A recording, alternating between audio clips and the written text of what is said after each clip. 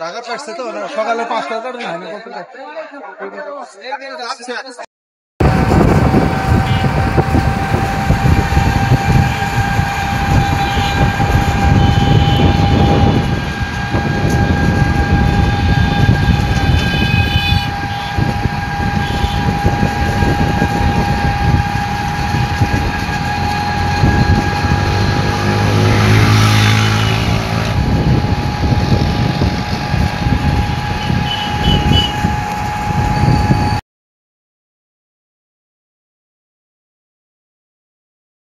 আসসালামু আলাইকুম ওয়া রাহমাতুল্লাহি ওয়া বারাকাতুহু। শুভেচ্ছা নিন। আজ 19 এপ্রিল 2025।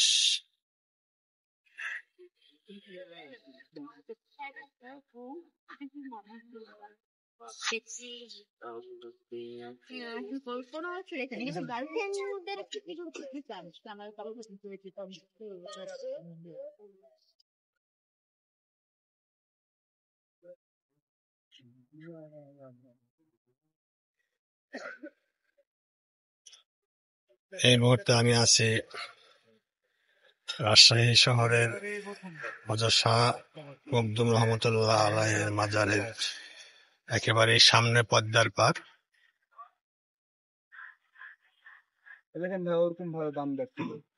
পদ্মায় পানি পতিত হচ্ছে, পরিষ্কারই মনে হচ্ছে, ঢাকার মতো নয়।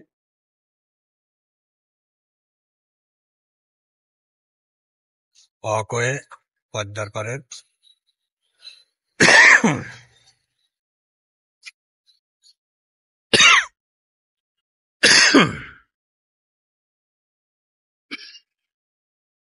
পদ্মা নদী, এগুলো আগে পানিতে থই থই করতো মোটামুটি, এখন আর নেই। পদ্মা নদী বলতে এখানে শুনলাম যে ওই যে নদীটি, তার উপরে বালুচর, তারপরে কিছু গ্রাম দেখা যায়, তারপরে হয়তো ভারত হবে।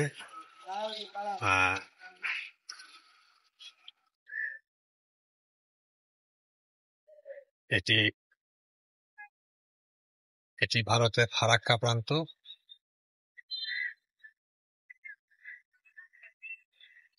যে ফারাক্কা বাঁধের জন্য একতরফা পানি প্রত্যাহারের জন্য হুগলি নদীর কলকাতা বন্দরের নাব্যতার উসিলা তুলে বাঁধটি পাকিস্তান আমলে শুরু হয়ে বা শেষের দিকেই হয়েছিল। বাংলাদেশ স্বাধীন হওয়ার পরে এটি চালু হয়। পরবর্তীতে দেখা যায় যে ওখানে বিভিন্ন ফিডার ক্যানেল করে এগুলো ভারতের পশ্চিম দিকের কিছু প্রদেশে পানি সরিয়ে নেওয়া হচ্ছে। হুগলি বন্দরের নাব্যতায় তেমন কোনো অসুবিধাই হয়নি, এবং ফারাক্কা বাংলাদেশের উজান প্রান্তে গঙ্গোত্রী হিমবাহ পর্যন্ত নাম হলো গঙ্গা। তো গঙ্গা পারের দুই পারের মানুষ, পশ্চিমবঙ্গ, বিহার আর যারা রয়েছে এখানে, বর্ষার দিনে এরা প্লাবিত হয়, এবং ওখানকার জনমত এই ফারাক্কা বাঁধের বিপক্ষে। তো এই পদ্মা নদীর সাথে কানেক্টিং হয়ে বিভিন্ন নদী নালা, দক্ষিণাঞ্চল হয়ে সুন্দরবন কানেক্টিং হয়েছে, বিভিন্ন জায়গায় এগুলো চলে গিয়েছে। এগুলো জায়গায় শুষ্কতা, চাষাবাদ, পানি লবণাক্ততা, বিভিন্ন সমস্যার এক জটিল অবস্থা। তো যেটি আন্তর্জাতিক আইনের পরিপন্থী।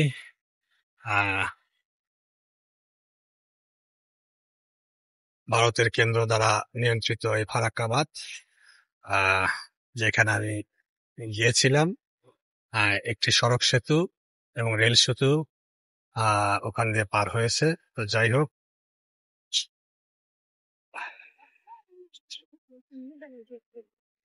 এখন যাচ্ছি পদ্মা নদীর, রাজশাহীর এই নদীর পার অঞ্চল। এগুলো পর্যটন এলাকা, মানুষ ঘুরে ফিরে থাকে, বিকেলে মানুষ বেশি হয়ে থাকে। আহ, এখন যাচ্ছি হযরত শাহ মখদুম রহমতুল্লাহ আলাইহির মাজার শরীফের ভিতরে, যার নামে রাজশাহীতে এয়ারপোর্টটি করা হয়েছে। ইনি এদেশে আগত, মধ্যপ্রাচ্য হতে আগত একজন ধর্মপ্রচারক অলি। এখানে এসে নানান পরিক্রমায়, আহ, এখানে এক জমিদার ছিলেন, আপনারা জানেন। আহ, তো যাই হোক, মাজারের ভিতর অংশে যাচ্ছি। মাজারটি মেরামত করা হচ্ছে, পুরনো মাজার ভেঙে ফেলা হয়েছে।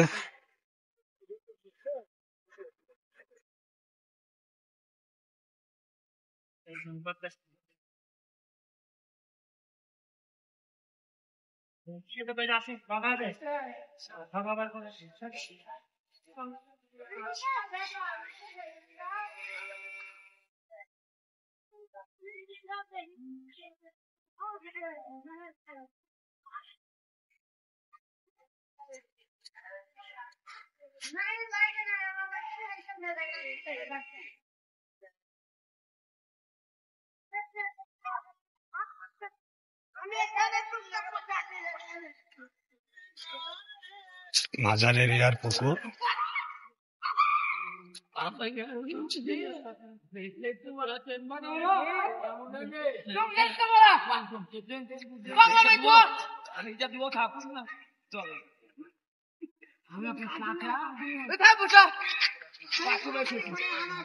বৈশাখের গরমে স্থানীয় দুরন্ত কিছু কিশোরের গোসল।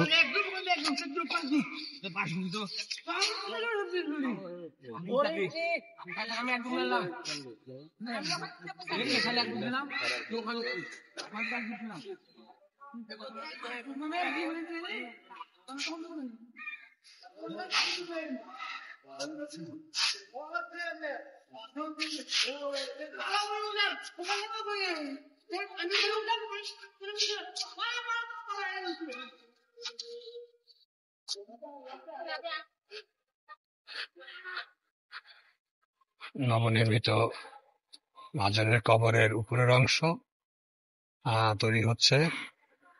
এটি সম্ভবত মসজিদ। এখানে পুরনো মসজিদটি ছিল। এখন অস্থায়ীভাবে ওই কোনায় নামাজ কার্য চালিত হয়।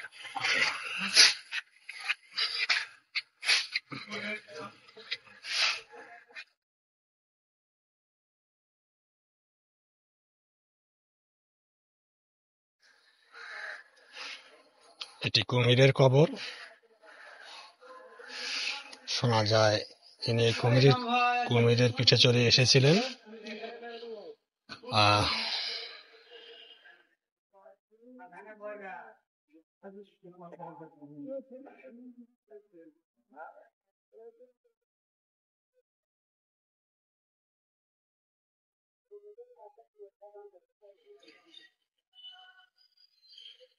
এটি হযরত সৈয়দ আব্দুল কুদ্দুস শাহ মখদুম রূপস রহমতুল্লাহ আলাইহির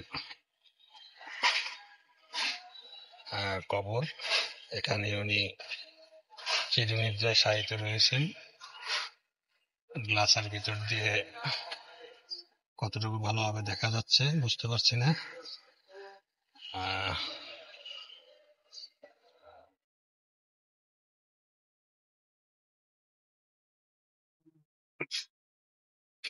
এটি আর একটি কবর।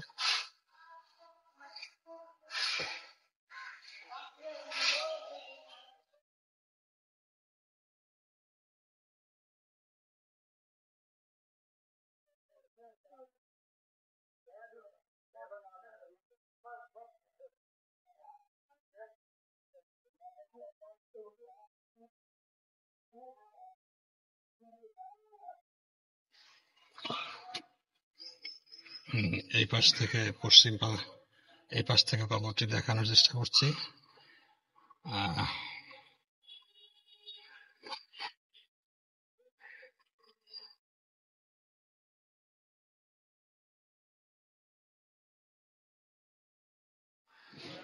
এটি কবরের উপরের শেড হবে, বৃত্তাকার দেখে তাই মনে হচ্ছে, তাই হবে।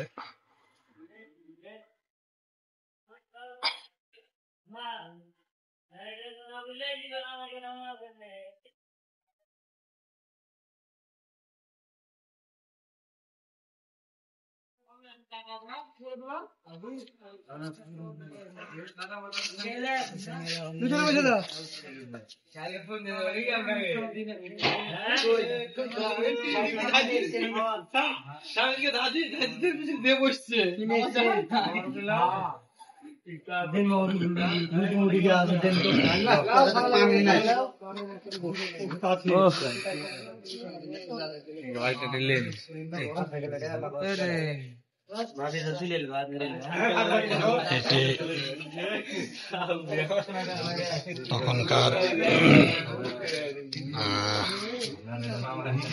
যিনি ছিলেন হিন্দু ধর্মের এই অঞ্চলের কথিত আছে এখানে মানুষ বলি দেওয়া হতো। সেই মানুষ বলি দেওয়ার স্থান।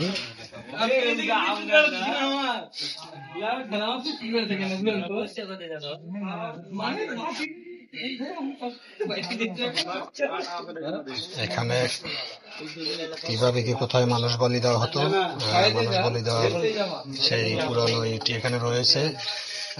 শোনা যায় যে ওই যেটি গর্ত দেখছেন ওইখানে রক্ত পড়তো এবং সেই রক্ত পানি দিয়ে বা ধুয়ে দিত, পাশেই পর্দাতে দিয়ে চলে যেত। এটি শুধু এখানেই নয়, অঞ্চলের এবং এই মানুষ বলি দেওয়ার প্রচলন ছিল, যেটি একটি খুব খারাপ একটি ছিল। এগুলো পরে আস্তে আস্তে বন্ধ হয়ে যায়। এগুলো নিয়েও এখানে আসা হযরত শাহ মখদুম রহমতুল্লাহর সাথে বিরোধ ছিল। আর একটি প্রথা ছিল সতীদাহ প্রথা। স্বামী মারা গেলে তার সাথে স্ত্রীকেও সহমরণে যেতে হতো জীবন্ত। এগুলো উঠে যায়। ঈশ্বরচন্দ্র বিদ্যাসাগর এর বিপক্ষে দাঁড়িয়েছিলেন। আসলে আগের দিনে হিন্দু মুসলিম নয়, আসলে অনেক কুসংস্কার প্রচলন ছিল। তো এখানে কাজ করা যারা কর্মজীবী দৈনিক মজুর রয়েছেন,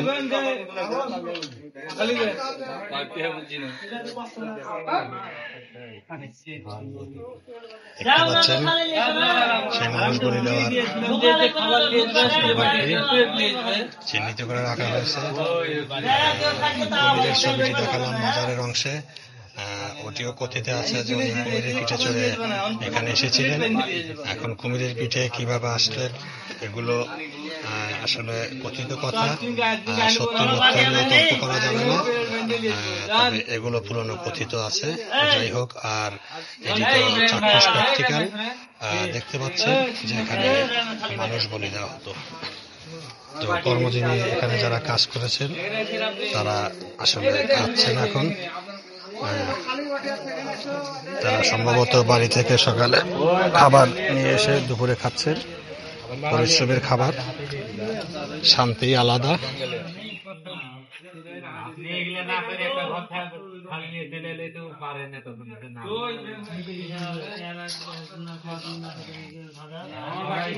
হালাল উপার্জনকারী।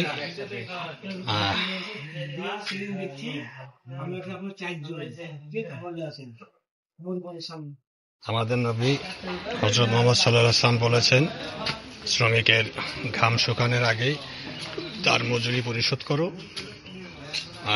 আমরা তো যারা বসে বসে খাই, আর শরীর আতুর, আর রোগ ব্যাধির শেষ নেই, মুখের রুচি নেই, হওয়াটাই স্বাভাবিক।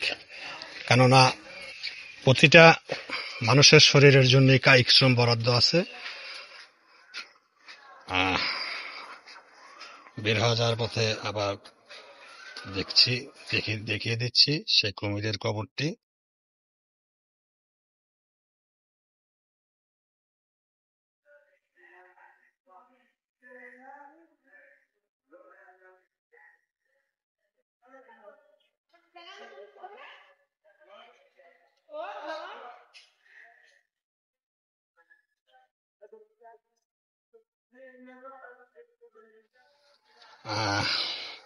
তো যা বলতেছিলাম যে বসে থাকা আলস্য শরীর রোগ ব্যাধির বাসা। প্রতিটি মানুষের শরীর সে বিত্তহীন আর বিত্তবান সবার শরীরের জন্য কায়িক শ্রম বরাদ্দ এবং কায়িক শ্রম করা উচিত, যেটি আমরা করি না বা করার স্কোপ নেই। তো বিভিন্ন কারণে আসলে আমরা খাওয়ায় কোনো প্রশান্তি পাই না, যা খাই ভালো লাগে না। আর পরিশ্রমী মানুষ যা খায় তারা ভালো লাগে, তারা খেতে পারে, তাদের খাওয়ার রুচিটা আর রহমতটা মহান সৃষ্টিকর্তার পক্ষ থেকে।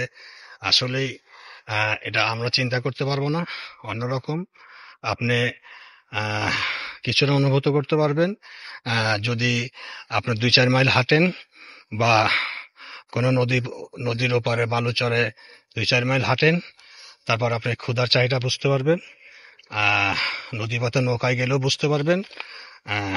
শরীরেই পড়লে রোজার দিনে রোজা থাকলেও যেটি বোঝা যায়।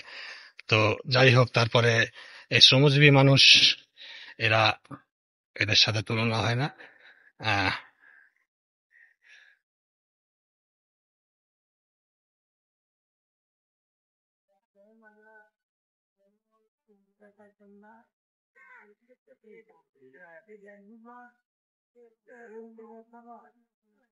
একটি দেশি কড়ি গাছ,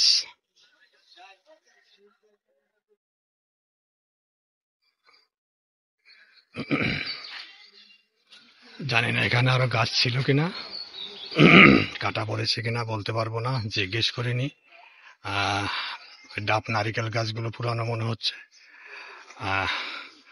আসলে গাছ বৃক্ষ আমাদের বাঁচিয়ে রাখা উচিত, কেননা তার জীবন আছে, মানুষকে অক্সিজেন দিয়ে বাঁচিয়ে রাখে। কিন্তু আমরা দেখা যায় সামান্যতম একটি কারণে আমরা গাছ কেটে ফেলি। আর গাছের কি মূল্য এটি মরুময় দেশগুলো তারা জানে। তারা প্রয়োজনে বিদেশ থেকে মাটি কিনে নিয়ে সেখানে তারা বৃক্ষরোপণ করছে। কেননা গাছ থাকলে বৃষ্টি হবে, গাছ থাকলে সুন্দর হবে, ছায়া হবে এবং ঠান্ডা হবে, এটি তো সবাই জানেন।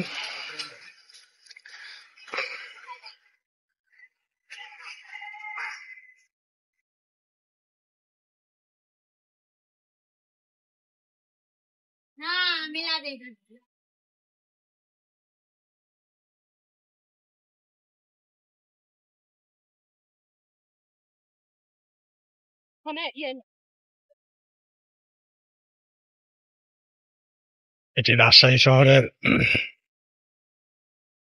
উত্তর প্রান্তের থেকে আসা রাস্তা। আর এই পাশে সম্ভবত রাজশাহী শহরের চিড়িয়াখানা প্রান্ত।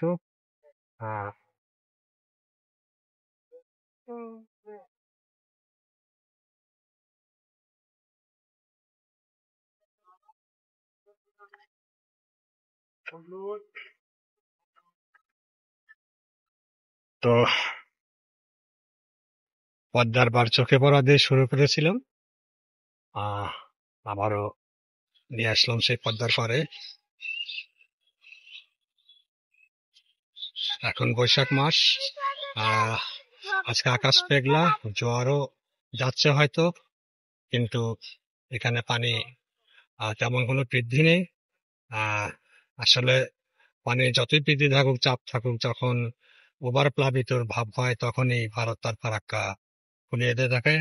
আসলে প্রথমেই শুরুতে বলেছি, এটা প্রতিবেশী রাষ্ট্র কোনো বিরোধিতা কথা নয়। আসলে এটা একটি সত্য কথা যে নদী প্রাকৃতিক জিনিস, এটি কোনো মানুষের সৃষ্টি নয়, এটি যে যেখানে যে ধারায় আছে সে ধারাই প্রবাহিত হতে দেওয়া উচিত। এবং নদীর খাল বিলগুলোকেও সেভাবে প্রবাহিত করতে দেওয়া উচিত। কারণ হলো যে আহ, যেমন আমি আপনাদের একটা উদাহরণ দিতে পারি। আহ, পাকিস্তানের সময় আহ, গাইবান্ধা হতে পাবনার বেড়া পর্যন্ত যে ব্রহ্মপুত্র যমুনা রক্ষা তীর সংরক্ষণ বাঁধ,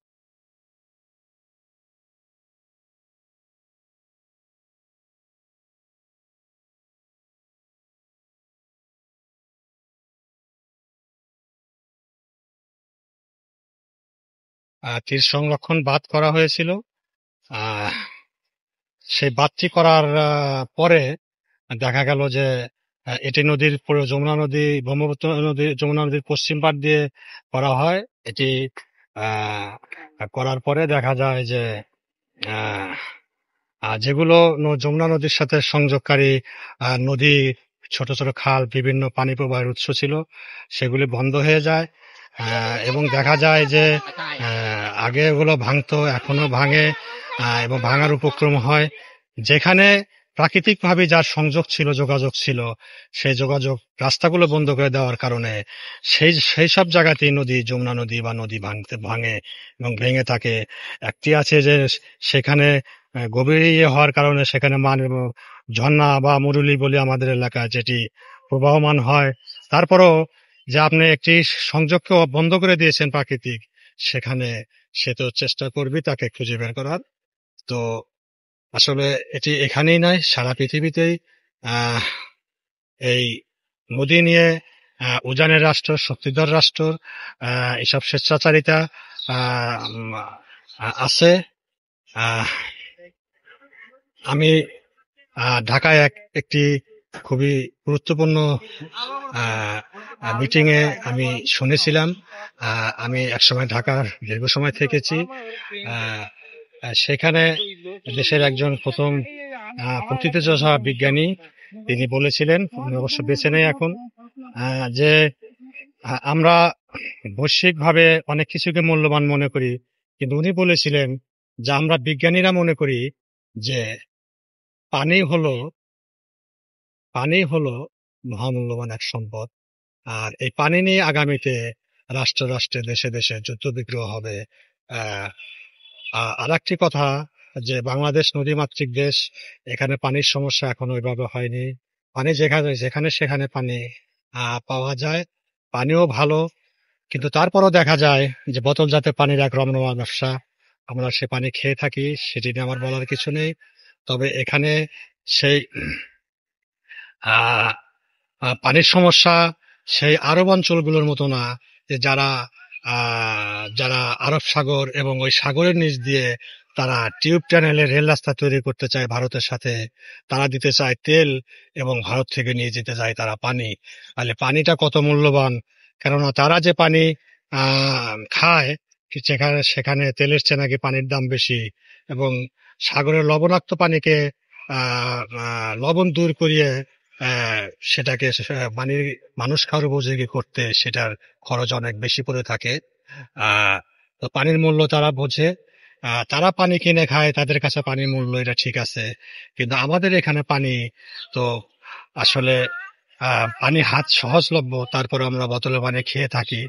যাকগে, সেটি অন্য কথা, যার যার ব্যাপার। আবার ঢাকা শহর আমাদের রাজধানী, ঢাকা শহরেও পানির স্তর খুবই ভালো, ঢাকার পানি খুবই ভালো। কিন্তু সেখানে পাইপ লাইন, সুয়ারেজ লাইন, বিভিন্ন লাইনগুলো, পানিগুলো যখন প্রবাহিত হয়, সেগুলো লিকেজ এবং ক্ষতিগ্রস্ত থাকায় সেসব পচা, দুর্গন্ধ, এলোমেলো বা আরো কিছু কারণে সেগুলো দূষিত হয়ে থাকে। যার জন্য ঢাকার পানি দেখা যায় যে না ফুটিয়ে খাওয়া যায় না, এগুলোর কারণেই। তো যাই হোক, আহ, আর ওই যে চর দেখতে পাচ্ছেন, প্রথমে বলেছি যে চরের ওই পাশে হয়তো ভারত হবে। হ্যাঁ, পদ্মা নদী, এটি বলন্দে যমুনার সাথে মিশেছে। আহ এই পাশে হাডিন ব্রিজ হয়ে, আর এই পাশে ভারতের ফারাক্কা, মালদার ওই পাশে ঢুকেছে। ফারাক্কাবাদ, আহ যেটি ভারত বাংলাদেশ বর্ডার, তার থেকেও আম, আহ, ভারতের ভিতরের অংশে যাওয়া, সম্ভবত সর্বোচ্চ 20 কিলোমিটারের ভিতরে। তো যাই হোক, আহ আজ এ পর্যন্তই। সবাই ভালো থাকুন, সুস্থ থাকুন, সুন্দর থাকুন। আল্লাহ হাফিজ।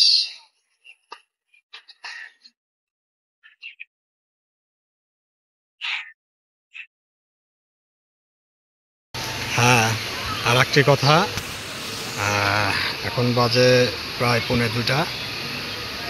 জওয়ান নামাজ জামাতে ফরজ পড়ে বের হলাম। তার আগেই তো আসলে মূল ভিডিওটি শেষ করেছি। তবে তারপরে মনে পড়লো কেন যেন আমি ভুলে যাই আপনাদেরকে লাইক, সাবস্ক্রাইব, ফলো করার কথাগুলো। ফেসবুকে আমার চ্যানেলের নাম বাংলায় গুণের খুঁটি, আর ইউটিউবে ইংরেজিতে গুণের খুঁটি সার্চ করলেই আমার চ্যানেলটি পেয়ে যাবেন। আসলে আপনাদের সাবস্ক্রাইব, ফলো না হলে আমি এগোতে পারবো না। আপনারা আমাকে এগিয়ে নিয়ে যান। আপনারা দেখুন, আসলে আমি আমার নাম, মানে আমার পরিচয় বা ছবি দেওয়া ইত্যাদি, এগুলো আমি ওইভাবে এখনও দিচ্ছি না, দেব। কেননা বৃক্ষ তোমার নাম কি ফলে পরিচয়। আপনারা আমার ভিডিওগুলি দেখুন, আসলে নতুনত্ব কিছু পান কি না। বিষয়টা হলো যে আমি খুব একটা চিন্তা ভাবনা করে, আমি একজন নতুন ভিডিওকারী ব্লগার। তবে খুব চিন্তা ভাবনা করে আমি আসলে যে দৃশ্যায়ন কথাগুলো বলে থাকি বা আগের থেকে ভেবে থাকি, রেডি করে রাখি, আসলে ওরকম খুব একটা না। আসলে আমি শুরু করার পরই অটোমেটিক এই কথাগুলো বলতে পারি। এটিও মহান সৃষ্টিকর্তার একটি সহায়তা, রহমত। আপনারা সহযোগিতা করুন। আর সহযোগিতা না করলে চ্যানেলে সাবস্ক্রাইব, ফলো এগুলো না হলে তো এগিয়ে যাওয়া যায় না। আপনারা আমাকে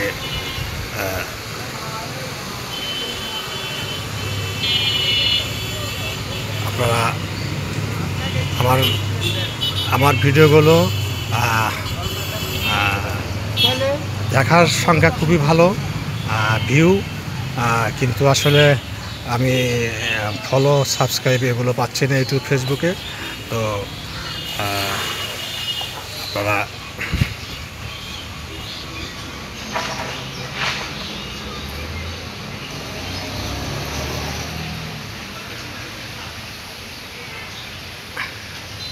আপনারা উদাত্তভাবে ফলো, সাবস্ক্রাইব করুন।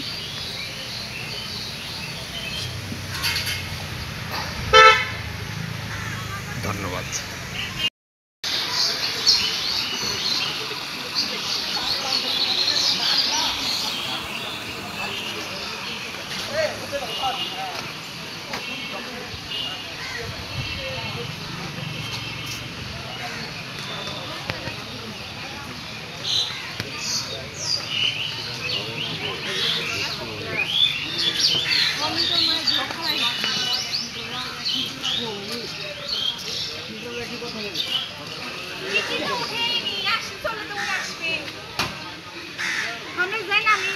আমার ঘুরেই চলে এসেছে।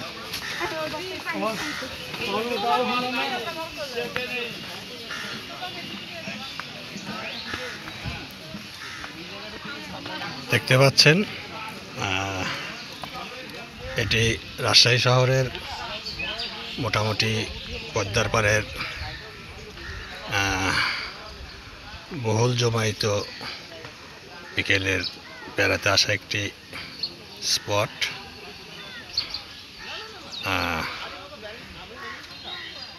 মানুষজন হেঁটে যাচ্ছে, দেখা যাচ্ছে। ওখানে হয়তো নৌকাঘাট থেকে থাকতে পারে। তারপরে ওই যে চর, তারপরে ভারত, সম্ভবত ওগুলো ভারতের নদিয়া ডিস্ট্রিক্টের সীমানার চরাঞ্চল হতে পারে। রাজশাহী শহরের নদীর পাড়ের এলাকা। সব জায়গায় দূষণ, মানুষের প্লাস্টিক, চিপস, চানাচুর ইত্যাদির ঠোঙ্গা, বর্জ্য ঠোঙ্গা। এও এক সমস্যা। তো